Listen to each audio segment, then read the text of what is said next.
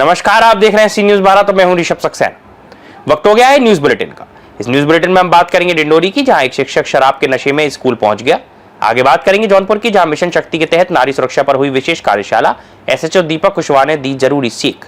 ऐसी तमाम खबरों की विस्तार से चर्चा करेंगे इस बुलेटिन में। डिंडोरी के महदवानी विकासखंड के सरसी एकीकृत माध्यमिक शाला में बुधवार को उस समय हलचल मच गई जब एक शिक्षक शराब के नशे में स्कूल पहुंच गया। हेडमास्टर ने स्थिति को गंभीर देखते हुए तुरंत प्राचार्य और ग्रामीणों को सूचना दी। कुछ ही देर में ग्रामीण मौके पर पहुंचे और शिक्षक को स्कूल परिसर से बाहर कर दिया। प्राचार्य आर.के. चंद्रोल ने बताया कि हेडमास्टर ने 2 दिन पहले ही संदिग्ध व्यवहार की जानकारी दी थी। निरीक्षण के दौरान उन्होंने देखा कि शिक्षक जानू सिंह धुर्वे नशे की हालत में पहली और दूसरी कक्षा के बच्चों को पढ़ा रहे थे। इसके बाद जन शिक्षक को बुलाकर रिपोर्ट तैयार की गई और कार्रवाई के लिए मामला जनजातीय कार्य विभाग को भेज दिया गया। बताया गया कि इस विद्यालय में कक्षा पहली से 8वीं तक कुल 70 छात्र छात्राएं अध्ययनरत हैं। हेडमास्टर पंचेश्वरी और 3 अन्य महिला शिक्षिकाएं विद्यालय में पदस्थ हैं। वहीं आरोपी शिक्षक जानू धुर्वे का स्थानांतरण करीब 1 वर्ष पहले इसी स्कूल में हुआ था। भैया, आपका नाम क्या है? राजेश कुमार साहब। ये जो टीचर है अभी, जी जी। ये शराब पीकर स्कूल में प्रवेश किया जा रहा है जी। और अंदर जाकर बच्चों को, छोटे छोटे नलियानों को पढ़ाया जा रहा है। ये कब से कर रहा है? ये इनका शिकायत पहले से था सर, और ये इनको पहले भी हिदायत दिया गया है कि आप जो है शराब पी कर के स्कूल में ना आए। अगर आते हैं तो बच्चों के साथ किसी प्रकार की कोई घटना होती तो उसकी जवाबदारी आपकी है। इनको बोला गया तो बोले यार नहीं, आप नहीं पीएंगे, ऐसा नहीं करेंगे करके, और आज भी देख रहे हैं स्थिति तो वही है। फिर इसके बारे से शासन प्रशासन से क्या मांग? अरे हम चाहते हैं ऐसे टीचरों को हमारे स्कूल में बिल्कुल अलाउ ना करें और तत्काल इनको यहाँ से दूसरी जगह अटैच करें, या फिर जो सरकार का कार्रवाई होना चाहिए इनके ऊपर वो कार्रवाई हो। सर, ये निरीक्षण के दौरान क्या हुआ है? मैं अभी एकीकृत माध्यमिक शाला सरसी में निरीक्षण करने पहुंचा 12:35 पर। तो मुझे प्रधानाध्यापक ने ये बताया कि ये जानूराम जो धुर्वे हैं सहायक प्राथमिक शिक्षक, ये प्रतिदिन शराब पी के आते हैं। तो मैं अभी यहाँ पर आया हूँ, मुझे 1 महीना हुआ है संकुल में आए, और मैंने आज निरीक्षण में पाया कि वास्तव में हेडमास्टर ने जो शिकायत किया था वो बिल्कुल शिकायत सही है। और मैंने मौके में देखा कि 12 शराब पी करके कक्षा पहली दूसरी के बच्चों को पढ़ा रहा है। और मैंने सरपंच महोदय को भी अभी बुलाया है, एसएमसी के सदस्यों को सभी को बुलाया है, और जन शिक्षक को भी मैंने कॉल किया है कि आप यहाँ आएँ और इनका पंचनामा तैयार करके इनके एमएलसी करवाएं और इसकी रिपोर्ट उच्च अधिकारियों को प्रेषित की जाएगी। आगे की कार्रवाई क्या रहेगी सर? आज की कार्रवाई ये रहेगी कि आज मैं इसको स्कूल के अंदर नहीं जाने दूंगा, और आज इसको अवैतनिक किया जाएगा, स्पष्टीकरण जारी किया जाएगा। और ये जो दारू पी के स्कूल आता है, ये जो कार्रवाई है उच्च अधिकारियों को अवगत कराया जाएगा। विकासखंड शिक्षा अधिकारी के पास मैं अभी जा रहा हूँ, और सहायक आयुक्त महोदय को भी मैं कल लेटर जारी कर देता हूँ यहाँ से, है ना। डिंडोरी से सीनू संवाददाता कमलेश पाठक की रिपोर्ट। मिशन शक्ति अभियान के तहत अखंड नगर थाना परिसर में एक विशेष जागरूकता कार्यक्रम आयोजित किया गया, जिसमें थाना प्रभारी एसएचओ दीपक कुशवाहा ने छात्राओं को नारी सुरक्षा, नारी सम्मान और नारी स्वावलंबन से जुड़ी महत्वपूर्ण जानकारियां दी। कार्यक्रम में शोभावती देवी इंटर कॉलेज, रघुनाथ नगर, घाटमपुर की छात्राएं शामिल हुई। एसएचओ कुशवाहा ने कहा कि यदि किसी छात्रा के साथ किसी भी प्रकार की घटना होती है तो वो निडर होकर अपने माता पिता, अध्यापक या पुलिस से तुरंत संपर्क करें। उन्होंने महिला हेल्पलाइन 1090, आपातकालीन नंबर 112 और बाल हेल्पलाइन 1098 का प्रयोग करने की भी सलाह दी, ताकि घटनाओं को समय रहते रोका जा सके। कार्यक्रम में एसएचओ कुशवाहा ने प्रधानमंत्री मातृवंदना योजना, महिला रात्रि एस्कॉर्ट सुरक्षा योजना और नारी शक्ति बंधन योजना जैसी सरकारी योजनाओं की जानकारी भी दी।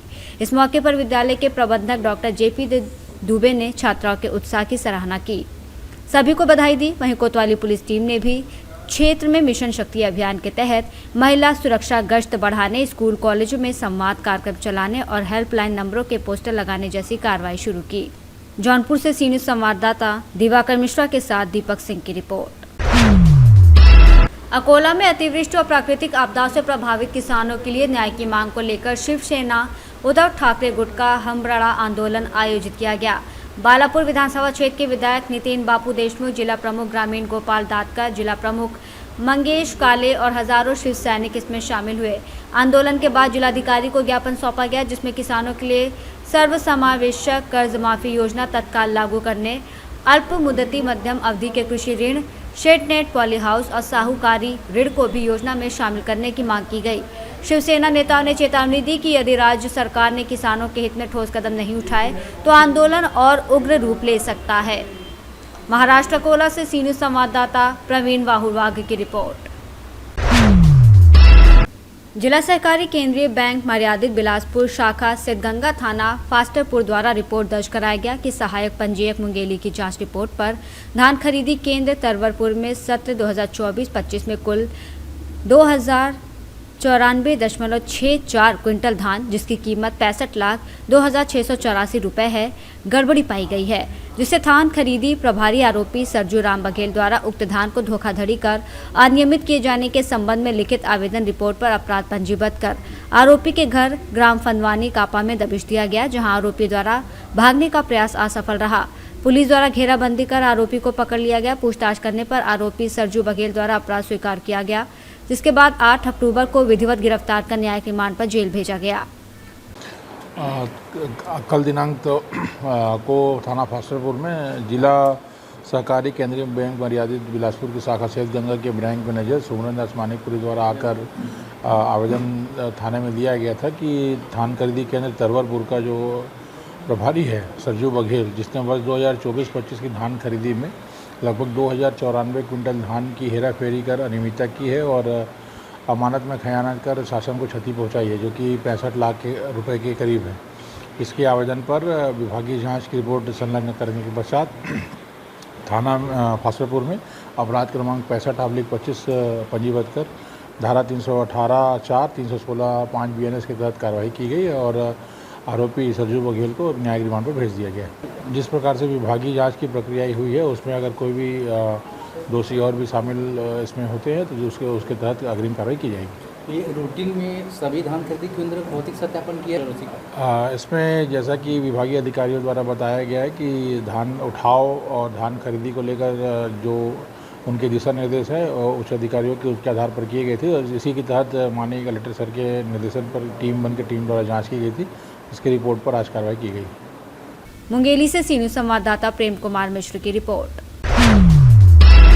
रायबरेली के कांग्रेस कार्यकर्ताओं ने ऊंचाहार में दलित युवक हरिओम वाल्मीकि की भीड़ द्वारा की गई हत्या, सुप्रीम कोर्ट के मुख्य न्यायाधीश BR गवई पर जूता फेंकने की घटना के विरोध में देर शाम कैंडल मार्च निकालकर जोरदार प्रदर्शन किया। तिलक भवन से लेकर अंबेडकर प्रतिमा तक कांग्रेस नेताओं ने शांति मार्च निकाला। जिलाध्यक्ष पंकज तिवारी और यूथ कांग्रेस जिलाध्यक्ष मोहित मौर्य के नेतृत्व में सैकड़ों कार्यकर्ता सड़कों पर उतरे और भाजपा सरकार के खिलाफ जमकर नारेबाजी की। नेताओं ने कहा कि प्रदेश में कानून व्यवस्था पूरी तरह ध्वस्त हो चुकी है, दलितों और कमजोर वर्गों पर अत्याचार लगातार बढ़ रहे हैं। उन्होंने मांग की है कि हरिओम वाल्मीकि हत्याकांड के सभी दोषियों को जल्द से जल्द सख्त सजा दी जाए और सुप्रीम कोर्ट पर हमला करने वालों पर कड़ी कार्रवाई हो। जिलाध्यक्ष पंकज तिवारी ने मृतक के परिजनों को 1 करोड़ रुपए मुआवजा और परिवार के एक सदस्य को सरकारी नौकरी देने की मांग की। वहीं प्रदर्शन के दौरान किसी अप्रिय घटना से निपटने के लिए भारी पुलिस बल तैनात रहा। परिचय दीजिए। मेरा नाम मोहित मौर्य है, युवा कांग्रेस जिलाध्यक्ष रायबरेली। अच्छा, आज का क्या कार्यक्रम है? आज हम लोगों ने कैंडल मार्च निकाला है। जैसा कि आप सभी को भी पता है कि लगातार देश में दलितों पिछड़ों पे अत्याचार हो रहा है और सोई हुई सरकार बड़े बड़े वादे करती है कि हम न्याय करेंगे और कानून व्यवस्था को ठीक करेंगे। आपने हाल ही में देखा होगा रायबरेली में आपने हरिओम वाल्मीकि के ऊपर जिस तरीके से हत्या हुई और निर्मम हत्या की, मार के उसको मतलब लगातार वो बताता रहा कि राहुल गांधी का नाम लेता रहा और वहाँ पे जो लोग खड़े थे उन्होंने कहा कि हम बाबा के लोग। तो इसका मतलब है कि बाबा के संरक्षण में लगातार अपराध प्रदेश में बढ़ता जा रहा है। साथ ही साथ आपने देखा होगा सुप्रीम कोर्ट के CJI के ऊपर जिस तरीके से जूता फेंकने के एक कोशिश की गई है, बहुत ही निंदनीय है। आज तक इस तरीके की बहुत ही कृत्य घटना है, हम तो कहते हैं, और बहुत ही निंदनीय है। लेकिन सोई हुई सरकार और सोई हुई सरकार के मंत्री इस पर कुछ भी बोलने से बच रहे हैं, क्योंकि उनके संरक्षण में ये सारी चीज़ें फलित पोषित और आगे बढ़ रही हैं। इसलिए वो लोग इस तरह की घटनाओं को समर्थन देते रहते हैं। इसीलिए लगातार देश प्रदेश में घटनाएं बढ़ती चली जा रही हैं। कांग्रेस पार्टी लगातार इस तरह की घटनाओं को विरोध करती है और साथ ही साथ हम लोग मांग करते हैं कि आने वाले समय में अगर कांग्रेस पार्टी की सरकार बनती है तो इस तरीके जितने भी आपके इस तरह की घटनाएं हो रही हैं, इन पे हम लोग पूरी तरीके से रोक लगाने का काम करेंगे। रायबरेली से सी न्यूज़ संवाददाता वीरेंद्र साहू की रिपोर्ट। फिलहाल से लिए इस बुलेटिन में इतना ही। देश और दुनिया की तमाम खबरों के लिए आप देखते रहिए सी न्यूज़ भारत।